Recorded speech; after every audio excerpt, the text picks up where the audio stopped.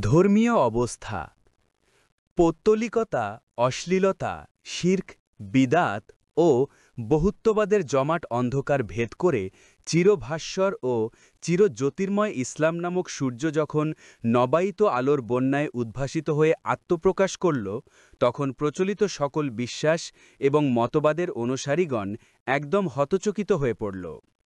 সর্বশেষ আসমানি কিতাব মহাগ্রন্থ আল কুরআনের সুললিত শাশ্বত বাণী এবং মহানবী মুহাম্মদ সাল্লাল্লাহু আলাইহি ওয়াসাল্লামের উদ্দাত্ত কণ্ঠের তাওহীদি ঘোষণা সকল ভ্রান্ত বিশ্বাসের ভিত্তিমূলকে করে তুলল প্রকম্পিত।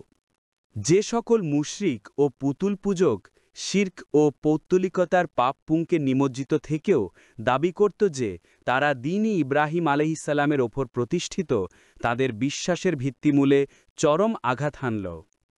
ইব্রাহিম আলাইহিসসালাম প্রবর্তিত সত্য ধর্মের অনুসারী বলে দাবি করলেও প্রকৃতপক্ষে দ্বীন-ই ইব্রাহিম আলাইহিসসালামের কোনো বৈশিষ্ট্যই তাদের চিন্তা চেতনা ও ধ্যান ধারণায় ছিল না।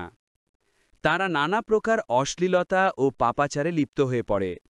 অবতীর্ণ আল্লাহর বাণীর আলোকে নবী করিম সাল্লাল্লাহু আলাইহি ওয়াসাল্লাম যখন আল্লাহর একমাত্র মনোনীত ধর্ম ইসলামের শাশ্বত রূপ এবং ইব্রাহিম আলাইহিসসালাম প্রবর্তিত দ্বীনের সঙ্গে এর বিভিন্ন সম্পর্কের প্রসঙ্গটি চোখে আঙুল দিয়ে দেখিয়ে দিলেন, তখন তাদের দ্বীন সম্পর্কিত দাবির অসারতা দিবালোকের ন্যায় সুস্পষ্ট হয়ে উঠল। ইহুদিবাদের অবস্থাও ছিল ঠিক একই রূপ। অসার বাহ্যাড়ম্বর সর্বস্ব স্বেচ্ছাচার ছাড়া তেমন আর কিছুই ছিল না ইহুদিদের মধ্যে। ইহুদি পুরোহিতগণ আল্লাহকে ভুলে গিয়ে নিজেরাই চেয়েছিলেন প্রভুর আসনে সমাসীন হতে। ধর্মের আবরণে তারা চেয়েছিলেন পার্থিব প্রতিষ্ঠা। ধর্মের দোহাই দিয়ে তারা চাইতেন সাধারণ মানুষের ওপর তাদের স্বকীয় মতামত সম্পর্কিত প্রভাব বিস্তার করতে। তাদের মুখ্য উদ্দেশ্য ছিল সম্পদ সংগ্রহ করে সম্পদের পাহাড় রচনা করা। সম্পদ সংগ্রহ করতে গিয়ে তার ধর্মকর্ম যদি চুলায় যায় তা যাক, অবিশ্বাস কিংবা অধর্ম যদি বিস্তার লাভ করে তা করুক, তাতে কিছুই যায় আসে না। এই ছিল ইহুদিবাদের সত্যিকার রূপ। খ্রিস্টধর্ম সত্য বিবর্জিত শির্ক এবং পৌত্তলিকতায় ভরপুর হয়ে পড়েছিল।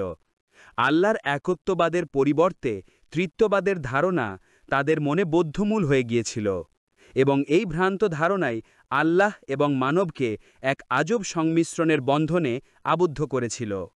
অধিকন্ত যে আরববাসীগণ এ ধর্ম গ্রহণ করেছিল, প্রকৃতপক্ষে এ ধর্মের কোনো প্রভাব তাদের ওপর প্রতিফলিত হয়নি, কারণ এর আদর্শের সঙ্গে তাদের প্রচলিত জীবনযাত্রা প্রণালীর কোনো মিল ছিল না, আর তারা তাদের প্রচলিত জীবন পদ্ধতি পরিত্যাগ করতে পারছিলেন না। অবশিষ্ট আরবের অন্যান্য ধর্মাবলম্বীদের অবস্থা মুশরিকগণের মতোই ছিল, কারণ তাদের অন্তঃকরণ একই ছিল, বিশ্বাসগুলিতে পরস্পর সাদৃশ্য ছিল এবং রীতিনীতিতে সঙ্গতি ছিল। প্রিয় দর্শক, আজকের পর্বে আমরা দেখলাম নবুয়তের আগের আরবের ধর্মীয় অবস্থা কতটা বিকৃত ও অন্ধকারময় ছিল। আর ঠিক সেই কারণে আল্লাহ তাআলা পাঠালেন নবী মুহাম্মদ সাল্লাল্লাহু আলাইহি ওয়াসাল্লামকে তাওহীদের আলো পৃথিবীতে প্রতিষ্ঠা করতে। আগামী পর্বে আমরা দেখব সামাজিক অবস্থা, নবীজির আগের আরব সমাজ কেমন ছিল। ভিডিওটি ভালো লাগলে অবশ্যই লাইক, শেয়ার ও সাবস্ক্রাইব করুন দাওয়া মঞ্চ চ্যানেলটি। ওয়া আখিরু দাওয়ানা আনিল হামদুলিল্লাহি রাব্বিল আলামিন। ধর্মীয় অবস্থা আর রাহিকুল মাখতুম সিরিজ পর্ব 12। আলহামদুলিল্লাহ ওয়াসসালাতু ওয়াসসালামু আলা রাসূলিল্লাহ ওয়া আলা আলিহি ওয়াসহাবিহি আজমাইন। প্রিয় দর্শক, আজ আমরা আর রাহিকুল মাখতুম সিরিজের এমন একটি অধ্যায়ে আসছি যা না জানলে নবুয়তের বাস্তব প্রেক্ষাপট বোঝা সম্ভব নয়। আর সেটা হলো ধর্মীয় অবস্থা। নবী মুহাম্মদ সাল্লাল্লাহু আলাইহি ওয়াসাল্লাম আগমনের আগে আরববাসী কেমন ধর্ম মানত? তারা কি এক আল্লাহকে চিনত? কেন আল্লাহর ঘর কাবা হয়ে গেল মূর্তি পূজার কেন্দ্র? আর কোন কোন ধর্ম আরবে ঢুকে পড়েছিল?